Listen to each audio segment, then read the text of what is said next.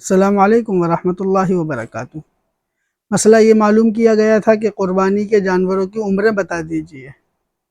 تو دیکھیے، قربانی کے جانور کی جو عمر ہے وہ بکرے کے لیے 1 سال ہے، مینڈے کے لیے بھی 1 سال ہے۔ ہاں، دمبے کے لیے یہ ہے کہ اگر وہ 6 مہینے یا 8 مہینے کا ہو، یعنی کہ 1 سال سے کم کا ہو، اور اس کا جسم کی قد و قامت ایسی ہو کہ اگر اس کو 1 سال والے دمبوں کے ساتھ کھڑا کر دیا جائے تو وہ 1 سال کا ہی لگے، تو اس کی بھی قربانی جائز ہے۔ یہ ہو گئے چھوٹے جانور۔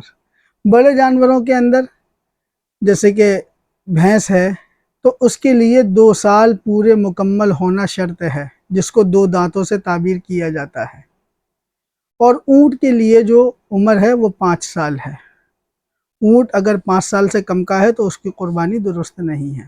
بھینس، بیل اگر یہ 2 سال سے کم کے ہیں تو ان کی قربانی درست نہیں ہے۔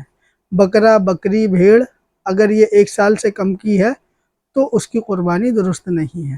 ایک دمبے کے لیے یہ ہے، یاد رکھو، دمبا صرف ایک ایسا جانور ہے کہ اگر وہ 6 مہینے یا 8 مہینے یا 10 مہینے کا ہو، یعنی کہ سال بھر سے کم کا ہو، اور وہ دوسرے دمبوں کے ساتھ، سال بھر والے دمبوں کے ساتھ کھڑا ہو جائے تو پہچاننے میں نہ آئے، وہ بھی 1 سال کا لگے، تو ایسے دمبے کی بھی قربانی جائز ہے۔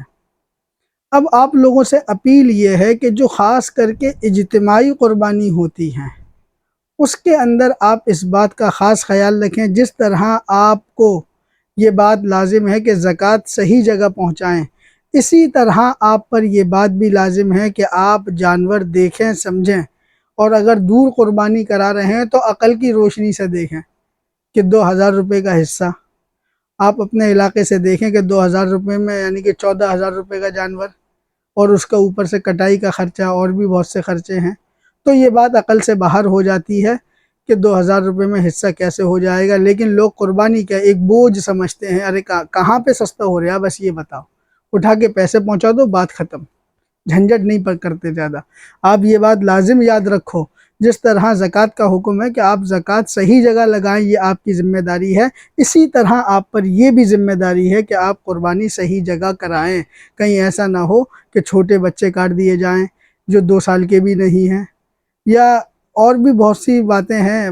بس آپ اتنا سمجھ لو کہ قربانی کہیں معتبر جگہ کرائیں، اچھی جگہ کرائیں، اور مناسب ہو تو جانور دیکھیں، اس کے دانت بھی دیکھیں، اس کی عمر کا بھی اندازہ لگائیں، کسی جانکار کو دانت دکھا کر کے دکھلا دیں، اس کے بعد اس کے اندر حصہ ڈالیں۔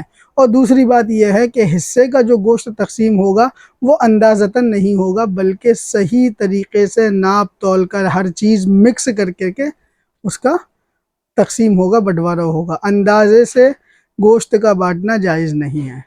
آپ لوگ یاد رکھیں، قربانی آ رہی ہیں، اس کو آگے پہنچائیں ضرور، تاکہ لوگ اس بات کو سمجھیں کہ قربانی کہاں کرانی ہے، کہاں نہیں کرانی ہے۔ باتیں تو بہت ہیں، بولنے سے مجبور ہیں۔